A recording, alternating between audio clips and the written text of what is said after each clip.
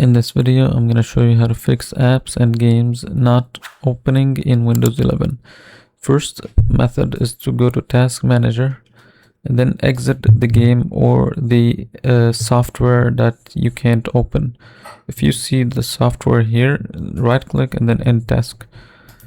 If you find it anywhere else here, just make sure you exit it.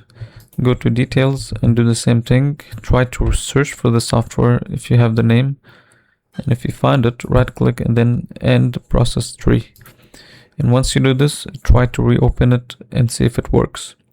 If it's still causing issues, then go to this PC, C drive,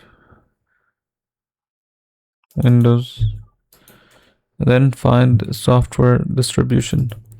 Delete everything in this folder. Right click and delete. Then go to services. Then Windows, you need to find Windows Update. So it should be over here. Select it, and then select Automatic.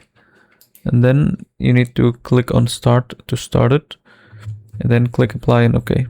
If it's already started, you'll see an option for Restart. So click Restart to restart the service.